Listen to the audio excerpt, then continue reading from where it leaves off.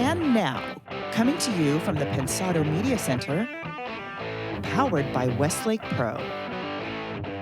Avett Brothers to Adele, Rick Rubin to Rihanna. Talk about range. Our guest will share with you grand prize winner announcements today, new mix contest announced today, and an ITL chaser to boot. You're at the place. It's Pensado's place.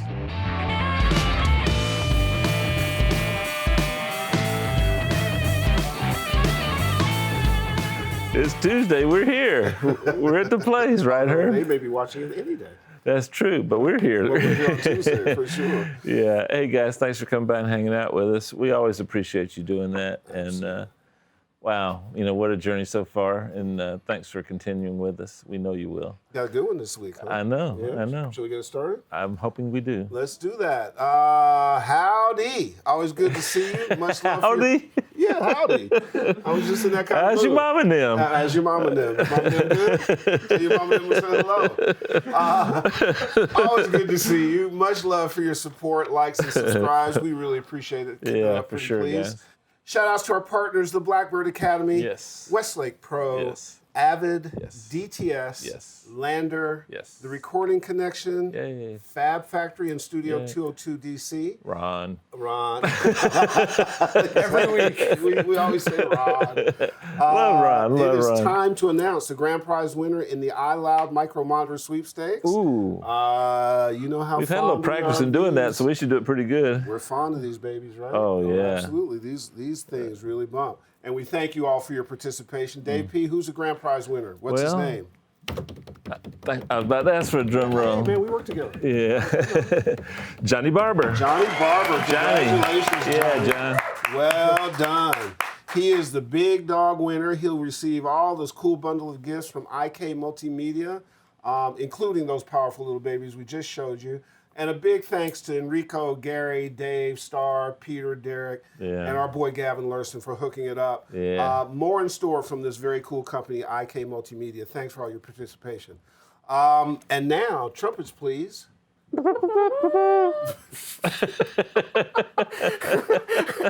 I don't know what I appreciate more. The fact that you stepped into the breach and both of you did it together. Very good. John and I started rehearsing yesterday. Oh, good. Yeah. And it shows. I thank you. It is time for a Pensado favorite. You guys love the Pensado Indaba Mix Contest. You always kill it. We love Indaba. So it's time again. Step up, everybody.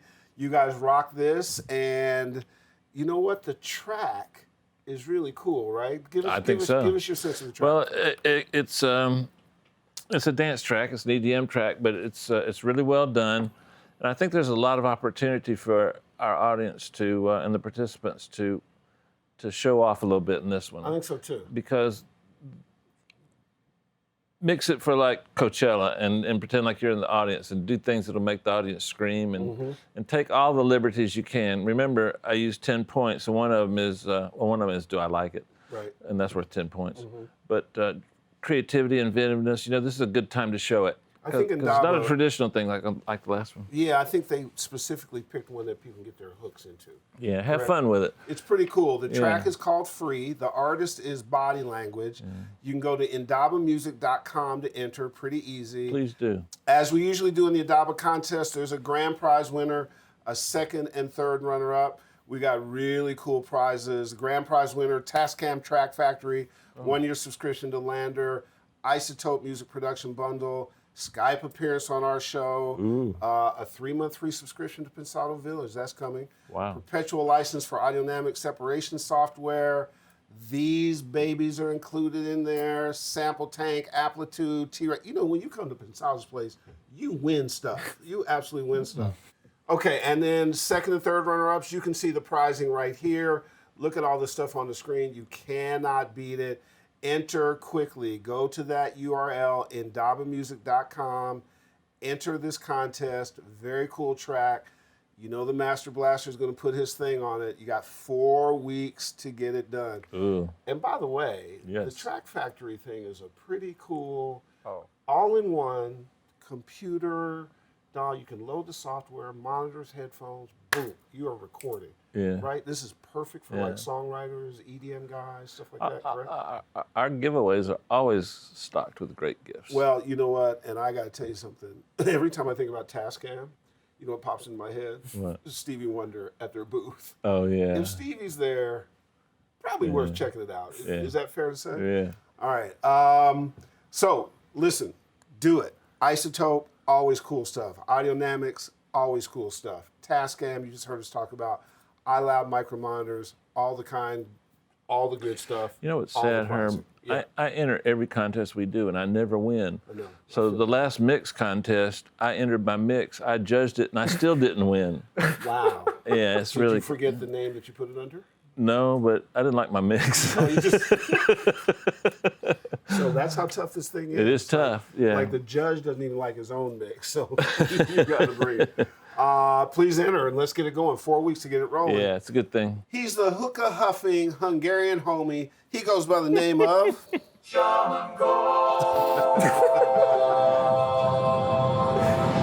Hold up. Audio guy's incredible. Hold up. Say that again. He's the hookah huffing Hungarian homie. That was the best one yet. I like that like one. it shorter? No, I like. There's no in between. Everything was an H. Yeah. Okay, cool. Very good. Very good. How about our audio guy? Isn't he on point? Oh, shout out to him. Shout out to Cam. Shout out to Cam. Killer Killer Cam with the pythons. We got a very cool guest in the house, right? Oh, we got so many good questions. It's gonna be a good show. Yeah, we're fond of this one. The range is just amazing. I've said it 9 times. And the roster of people he's worked with, incredible. Yeah, absolutely.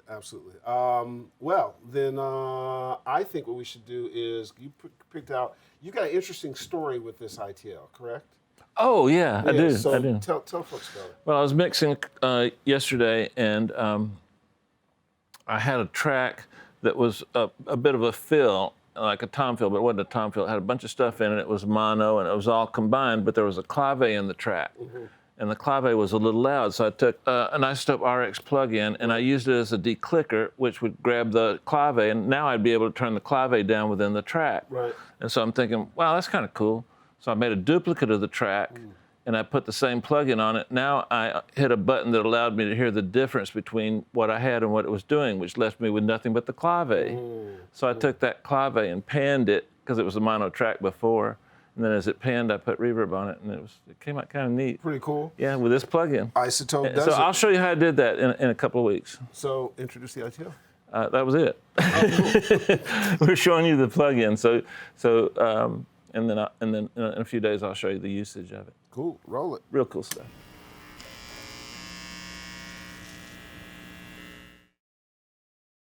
Next up, we're going to start looking at these modules over here on the right. When it comes to these modules, it's important to remember there may be a couple different ways to reach the end goal.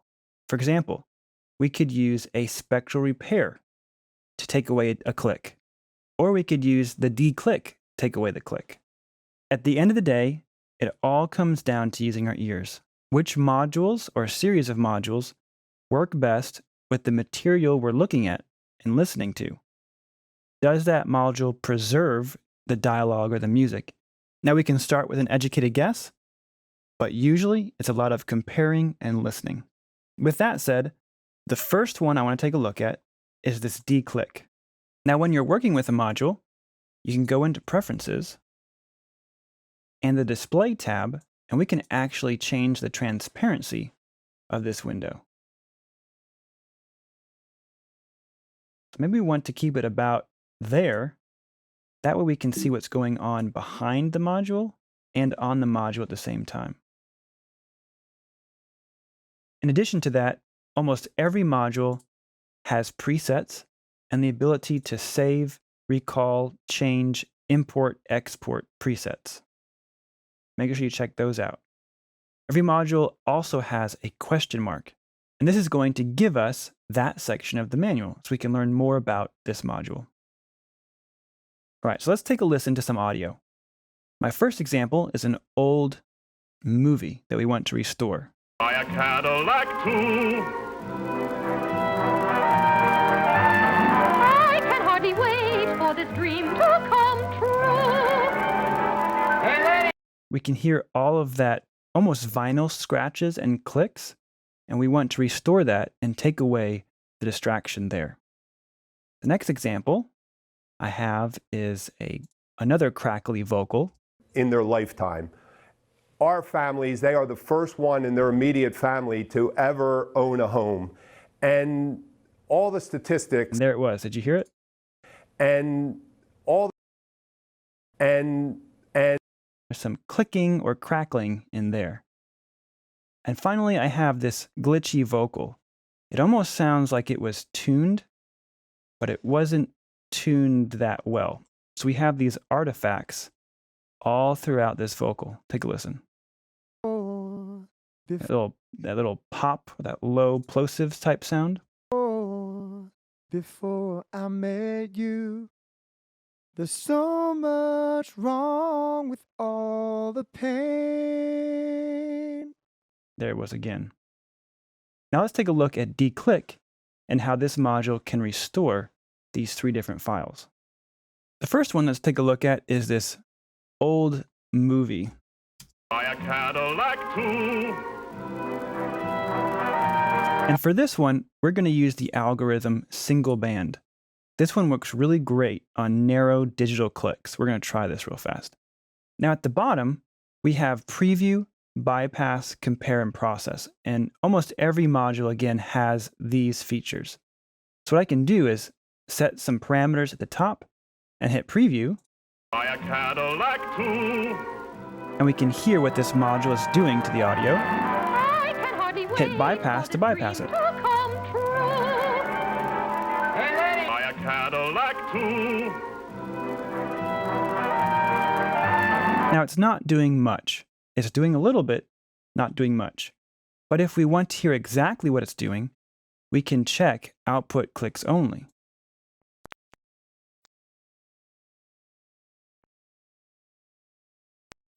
And from here, I'm going to turn up the sensitivity.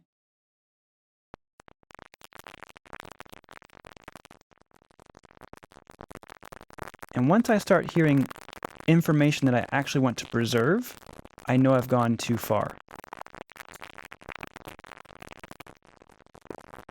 That might be too much. Let's just back it off a bit and hear what that sounds like. Buy a Cadillac too. I can hardly wait for this dream to come true. Buy a Cadillac too. So that is a lot better. It's not perfect, it's a lot better. Let's hit process. And we've applied that declicking to the entire file. Cadillac too. And now we're applying another pass of declicking. I can hardly wait for this dream to come true. Buy a Cadillac too. And we could try that, hit process again. A lot of times modules work best when we do multiple passes of light processing and not one pass of extreme processing. We could also try using a decrackle with this. Next up, let's look at this crackly dialogue here. And there it is. So we could preview the entire file like this. Own a home. And all the or we could just preview a selection. And if we were to hit process, we would just be processing within that selection. So instead of using single band, let's try using multiple band periodic. And that's sounding pretty good. Let's get it in context. Ever own a home. And to make sure we're not taking away too much, we can output clicks only again. Ever. We're probably taking away too much of that dialogue, that vocal. We can skew this to look at more of the high frequencies than the low frequencies.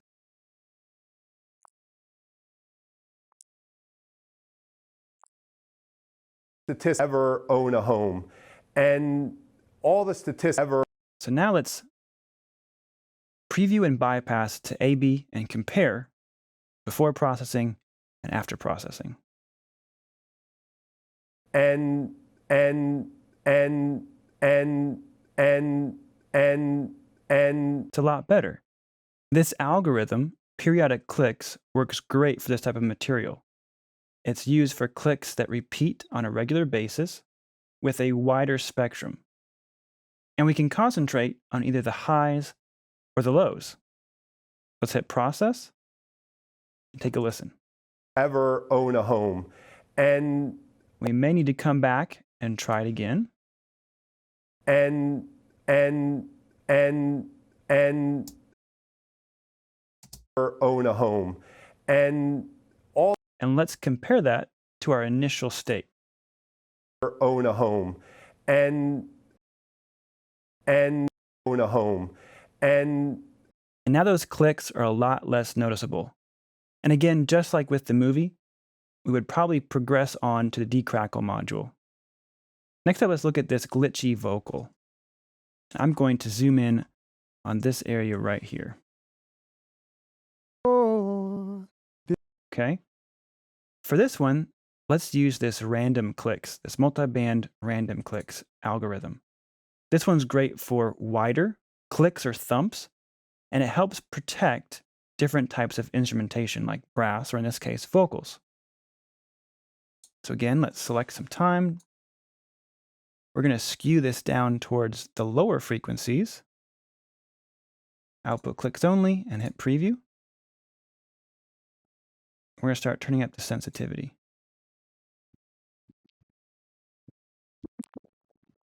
Maybe too far there.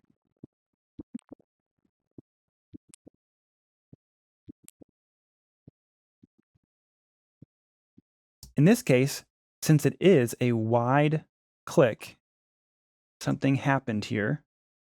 What we're going to do is increase the click widening to cover more of that click. Before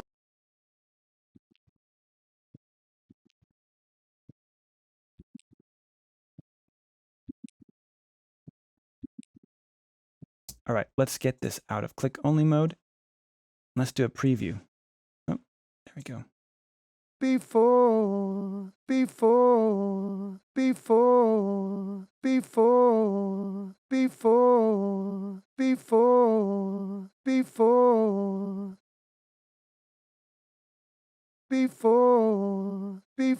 Okay, let's try that. Just gonna select this back half, hit process. Let's take a listen. before Let's compare that to the initial state. Let's zoom back in here.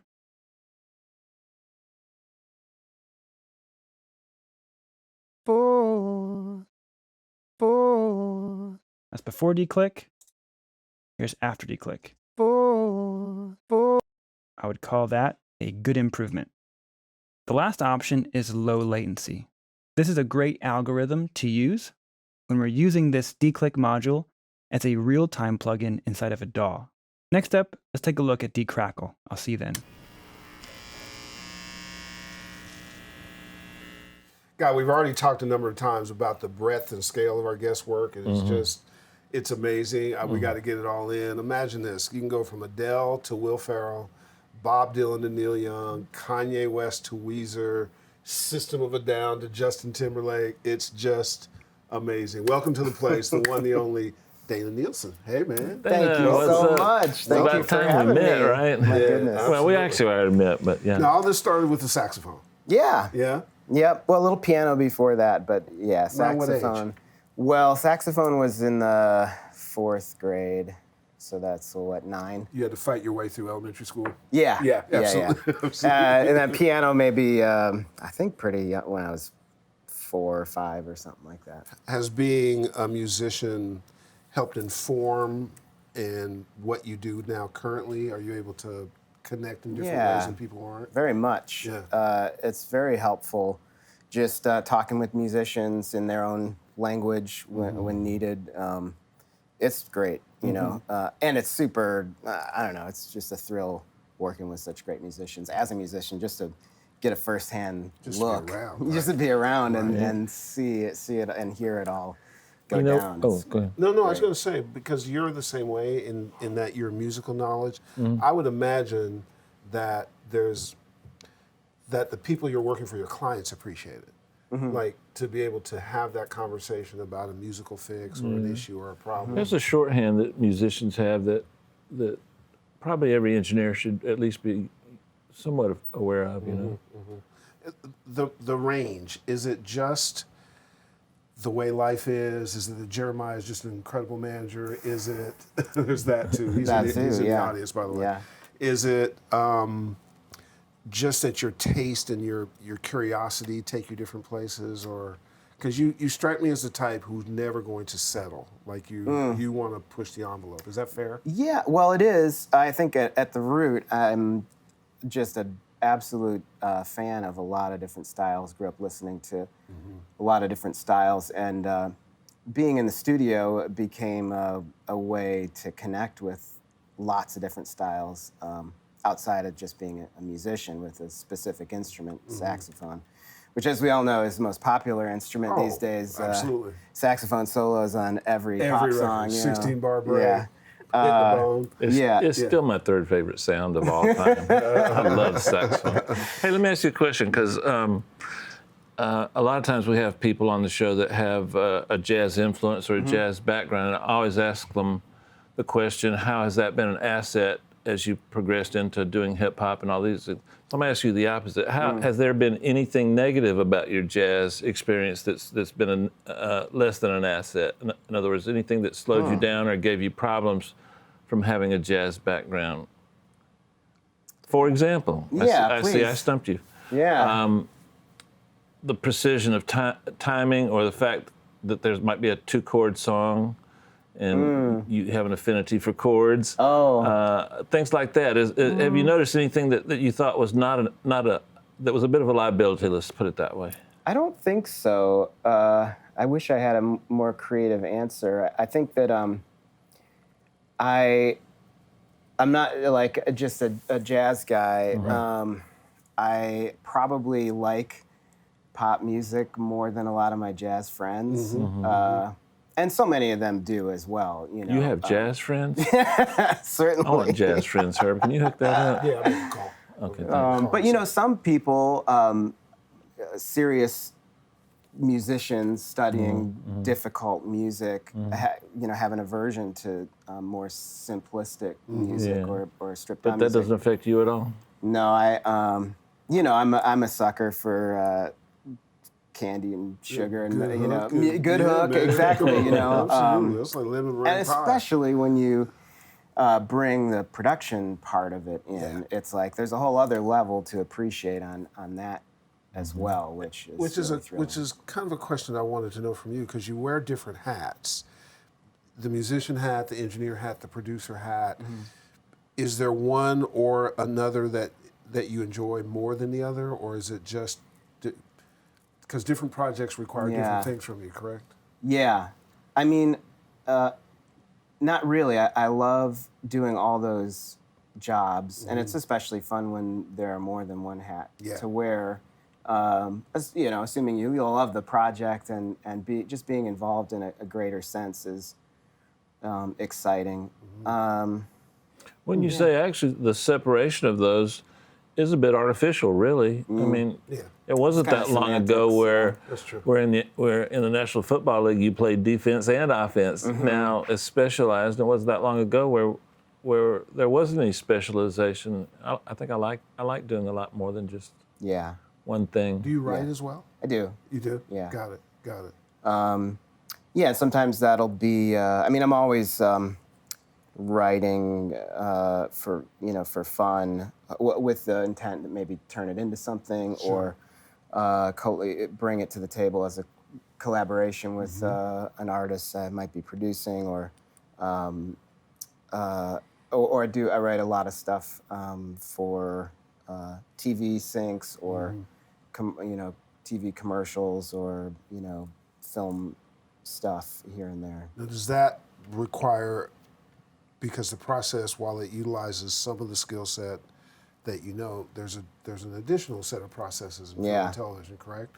even in terms of the reporting structure, the kind of committee process, you're answering a lot of Yeah. different things, right? Well, if by that you mean just sort of the people involved in a film or the ad agency or that type of thing. Yeah, it's a little different. I mean, it's a different people, but it's all in the end, it's all creative in the same way. You might get there in a slightly different way or through many more people than you're used to, but it's all trying to accommodate someone's vision for a project. When you're doing that, are you doing cues? Are you doing the process when it's finally done? You've got the whole thing as a soundtrack. Is it where in the place are they putting it? Well, it varies. Sometimes I'm writing on my own for a job specifically. I work a lot with a company out of Venice called Beacon Street Studios, and they're family and so much fun and incredible. It's just a group of incredible composers. So I'll get briefs kind of from that angle, work on things. Sometimes it goes, sometimes it doesn't. Sure. Sometimes it doesn't, but it goes for something else. It is, while writing, it's impossible to turn off, the production ears or trying to make things sound good right away. And the tricky part with that, as opposed to records, is the pace is so fast. And I'm always trying to get my pace faster. And actually working in the ad world as working with composers, producing and mixing and recording has really strengthened my game on the album side, if for no other reason, just the pace part. Just sort of letting go of things, trying different things, moving really fast when needed. We've heard that a lot from guests who came through the ad space. Yeah. They got quicker, faster. You do a number of things in a day. Yeah, absolutely. It's really fun in that regard. At first, it was troubling. Like, what, you want me to get drum sounds in 10 minutes? What are you talking about? Yeah. But I've learned a lot too about gear, like what can work. Working outside the conventional choices, just for sake of we don't have time, and this mic is set up, and let's just use it. I have a thing that most of the people who work with me, either in album stuff or ad stuff, know that I call the lazy challenge, which is for that. We developed one day. It was just rapid fire ad stuff, creating lots of music really fast. And we had maybe it was like a 251 through, or maybe a 87 through like a distressor, you need preamp distress, a nice chain. But the rule was, just for fun, it's like we're trying to move fast, leave the mic where it is, and no changing the preamp, the compression settings. All we can do is called the lazy challenge. All you can do is move farther or closer from the mic, and we're gonna bang this stuff out real fast. And lo and behold, we came up with such cool sounds. Really? It was awesome. And so I'll use that sort of as shorthand. Dana, even on an album, what do you want to put up? They want to do, background vocals on this thing. Let's lazy challenge. It's going to be great. We're going to make an awesome sound out of this. I might still move the mic and adjust the dial, but when the pressure's on and you got to move fast, it's nice to not get hung up in these sort of rules about things. I liken it to sort of an athlete getting their cardio up. Like when you're in really good shape and you can roll because you know that you're in a comfort base and you have confidence that you'll get to it, and the client has confidence that you will get to it, and you just kind of go do your thing at your pace. I don't call it lazy challenge to the client. No. It's an LC. There's an LC. We're going to LC. So when you work with a personality that strong, and Rick Rubin. Yeah. I'd give anything to meet him or work with him, but one of my heroes. But mine too. How do you leave a situation like that and not become that person when that person has such a strong personality, iconic music, iconic output that we wish we had, and so you want to carry a little bit as it rubs off on you when you leave. How do you deal with that residual time period where you are trying to be Rick Rubin and go back to being Dana? Well, I don't know. I mean, I can't help but rub off, and I can only dream that it might. You know, I mean, I always say like working with him is like, you know, being paid to go to the coolest school ever. And he's just so. Just the fact that you can work with somebody who floats on a rug. It's just a cross-legged. Yeah. But what I think, all kidding aside, you know, Rick is picking people who bring something to the table. Rick's not just looking for sycophants to just do what he wants. Like there's something you're bringing that he's recognizing that is complimentary. Correct? I hope so. Yeah. Yeah. It's been a long. I've worked with Rick for many years, and have, you know, come up under other engineers he's worked with over the years, and just, like I say, learned, and you know, through those, I guess, I don't know what it's been now, maybe 10, 12, 13 years or so. Wow. Get little breaks here and there, mixing things, or. Did you work with him while he was in his New York phase? No. So his all California LA, phase. yeah. Got it. Yeah. Does it seems like he always sees a bigger picture than we see. He's a big picture guy, yeah. How does that affect you? I mean, you know, being a fan of his and understanding some of that, you worry less about this unique hi-hat part, but the entire song more, which I think is the right way to be. Yeah, I mean, so everything it's is so easy for us to get in the trees and lose sight of the forest, you know? Yeah. And he's aware of all those details, and sometimes he'll hone in on something that seems to really be important to the song, whether it's a hi-hat pattern or a tempo or key or range for a singer. All these things that really impact the song, oftentimes more than you realize, which is what's so fun about watching him work. Yeah, you know, I've seen him, you know, working, just talking with the artists. Well, try this little change, you know, or and seeing people like, oh wow, really? Okay, you know, and then you hear it, and it's just like, wow. That little thing really is that's magical, man. Really cool. Because you've worked with him long enough, do you feel like you have latitude to go do things or is it everything kind of Rick directed? Oh, do you mean within a project with him? Yeah. Well, sure. I mean, he trusts you to do that. Yeah. Whether it's you know, setting up a session and choosing equipment, or where to place people, or diving into a mix that I may or may not have recorded the tracks for, and you know, he's very open to wanting to hear, you know, my take on something, that's and obviously fantastic. if it's not working, he'll be change it. He's a pleasure to work with. He's a very, you know, obviously his reputation is enormous. Absolutely. But his whole vibe is like putting people at ease. You know, Really? when you're young and just getting in that camp, you know, you're anything but at ease. It's like, exactly. oh my gosh, you know, I don't want to screw up. I'm or nervous talking to you about it. But he's really, his whole thing is chill. You know, is chill. Really? Yeah. He very recently much. met with Kendrick. I'm sure you read about all that, and Kendrick left saying the same thing. I don't know Kendrick, but I he was left there. saying the same Yeah. thing. Oh, you were there? Sure, yeah. That must have been an interesting meeting. Yeah. Awesome guy. Ooh, that's a meeting of titans. Yeah, totally. Yep. Yeah. So speaking of edits, I've always been curious when a person gets a credit for and this is a minor part of your career, production, mixing, all that. Not when you count the years. But when you have an edit credit, yeah. what exactly is that? And should there be specialists in editing? There are specialists in editing, for sure. Are you rearranging the recorded material? Are you?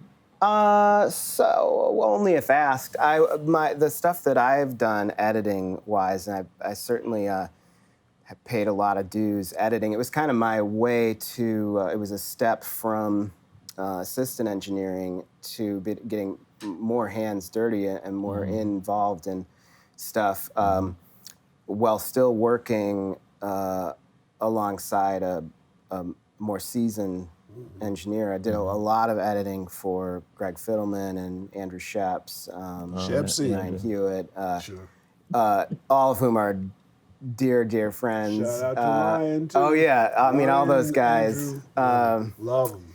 It just was an awesome way to be more involved, really get your hands dirty on stuff. So it's a good way to break in. For me, it was. Once you're in, it's a good career to have to stay in, right? For sure, yeah.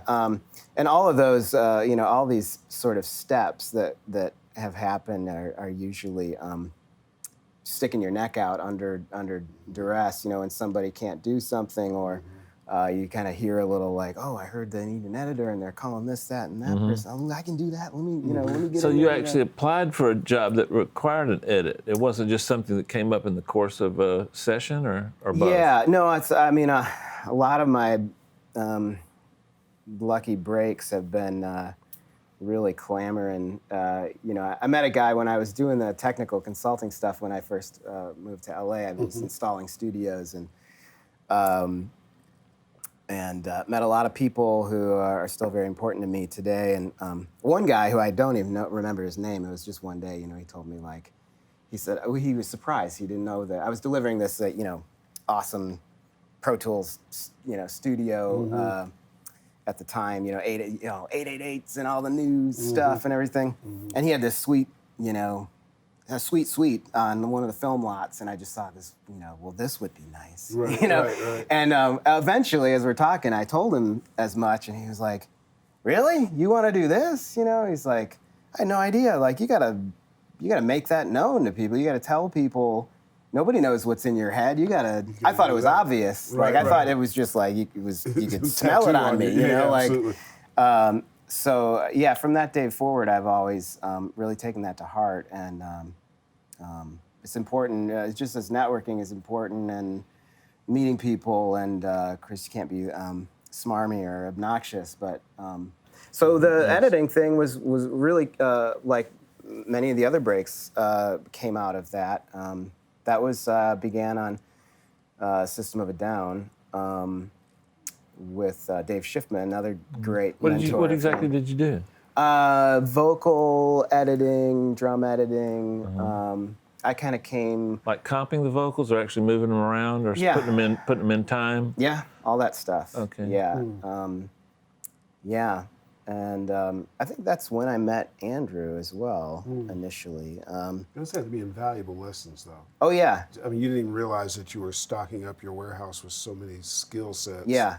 That could be applied later. And there's certain things like the editing that I knew I could do. I was doing them constantly at my own, humble studio and for years, but that wasn't my job in Rick's world at that time. But so, there was that's kind of where that started. I knew that they needed somebody to do these edits that the band wanted.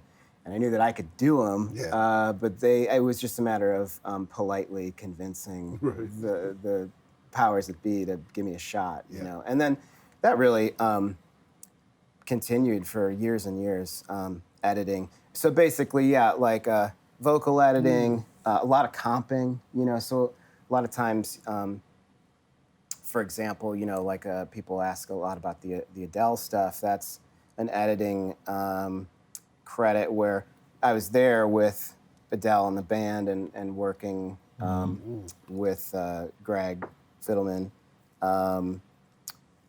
While they'd be recording, I would be in the bus at Shangri-La. Oh, really?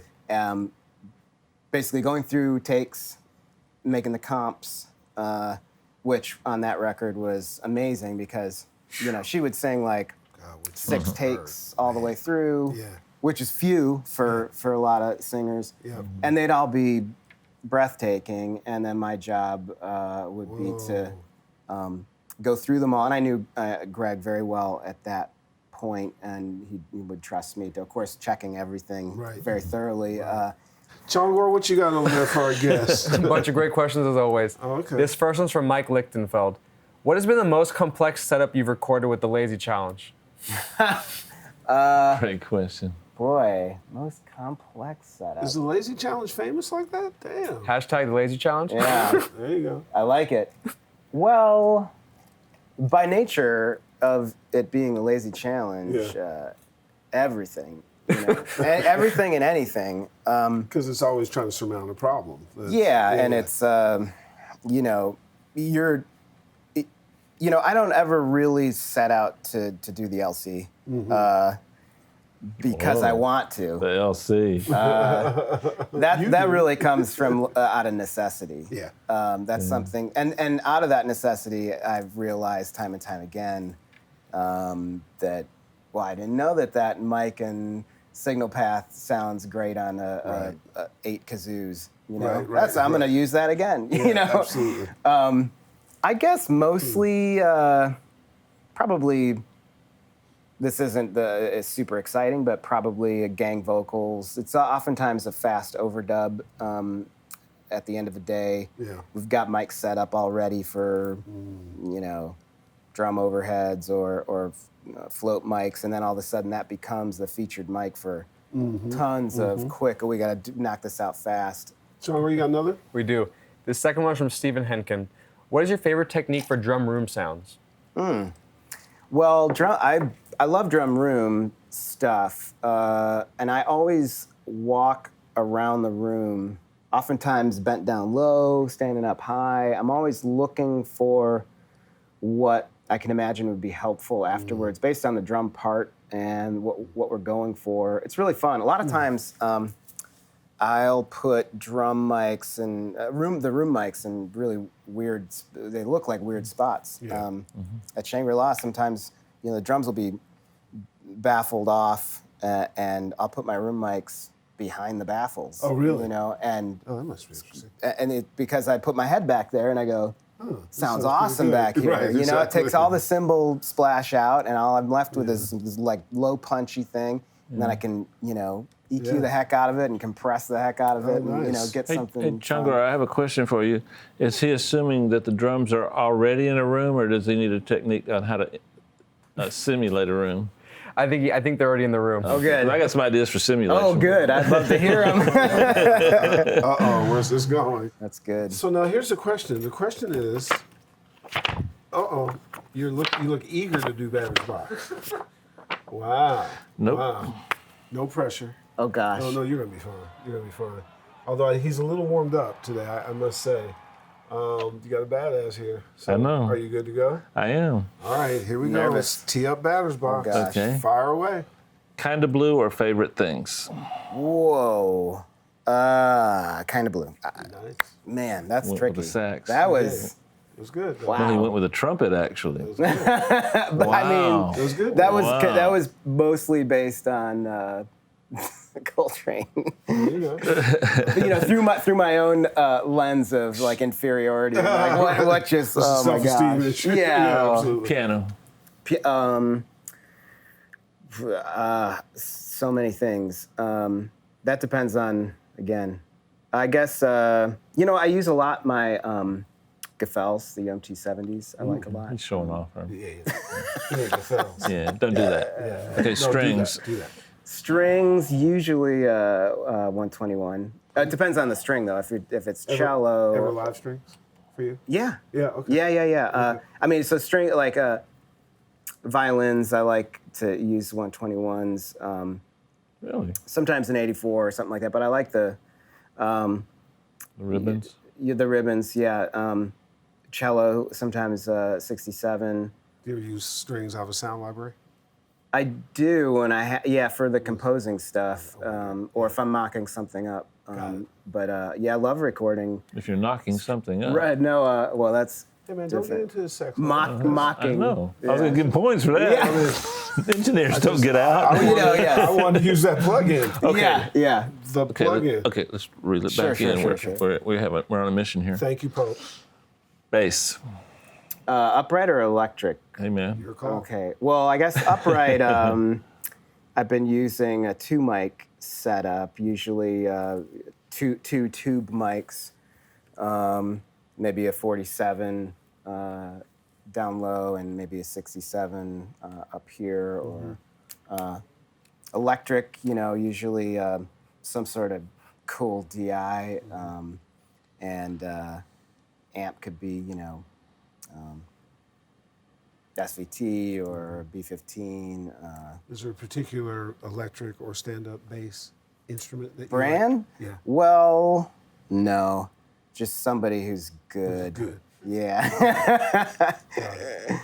I am a sucker, though, for, flat wounds and, when appropriate. That's not always the way to go, but whenever it is the way to go, I'm always like, Go that way. I love that sound. Stereo bus. That always is constantly changing. I'd say the hits lately, the NTI is often the EQ3 or EQ4? Yeah, I have the hardware that I love and I used to do all my stereo bus stuff outboard, but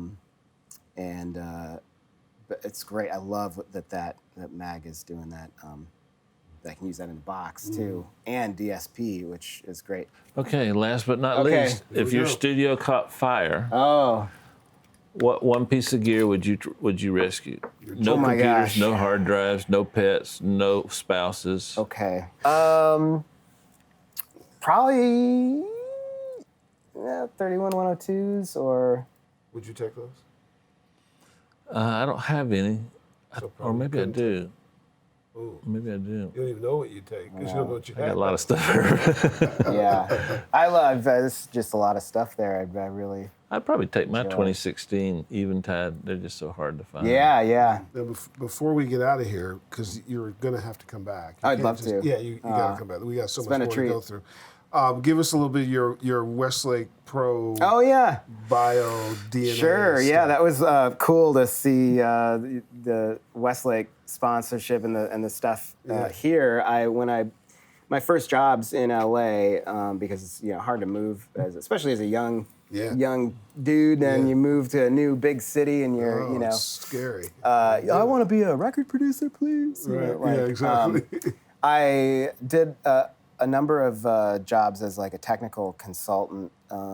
First for what then was outside sales at a different company, and then later for Westlake, which was awesome. That was probably for 2 years or maybe 3. I can't remember, but it was so cool. I would. They would, which was especially great because I had nothing to do with sales. At that time, I was a terrible salesperson, and knew that wasn't really my forte. I was great at getting people excited about gear and finding them exactly what they needed and all that. So that job really showcased that stuff. Somebody else sells it.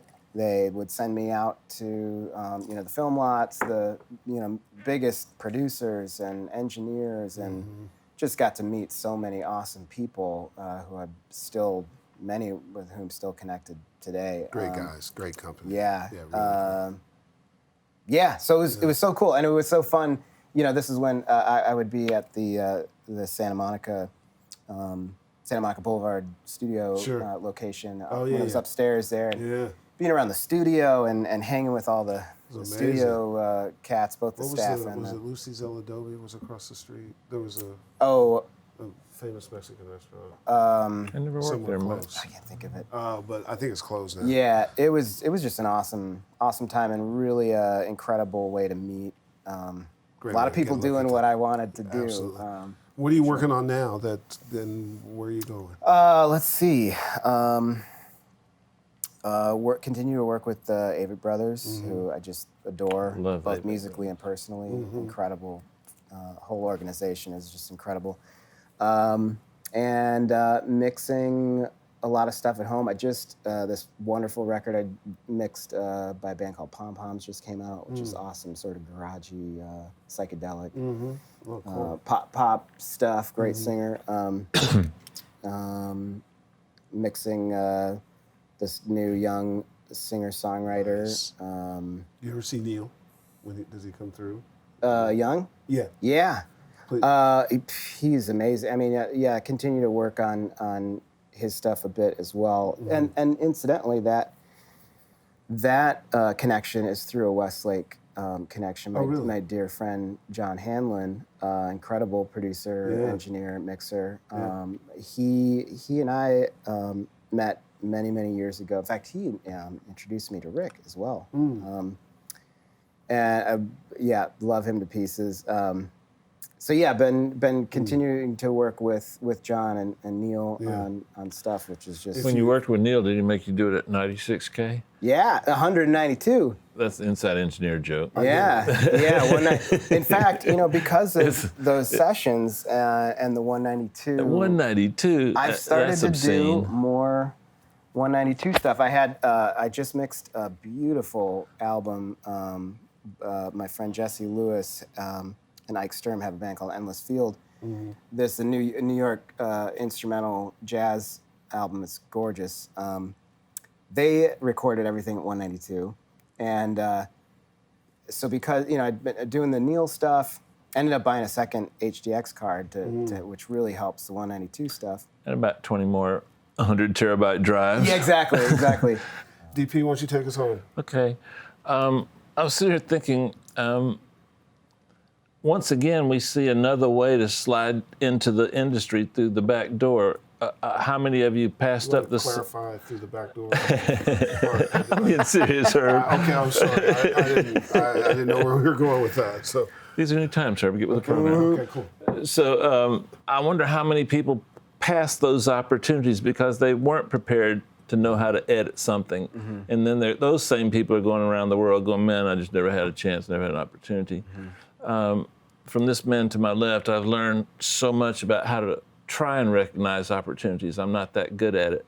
But how many times do we have opportunities that we didn't know because we didn't have a variety of skills that have value to someone, and through that open door, you show competence at that. Therefore, you must be competent at the skill you really want to apply to a particular situation. So once again, a new way to do that. We'll see you next time.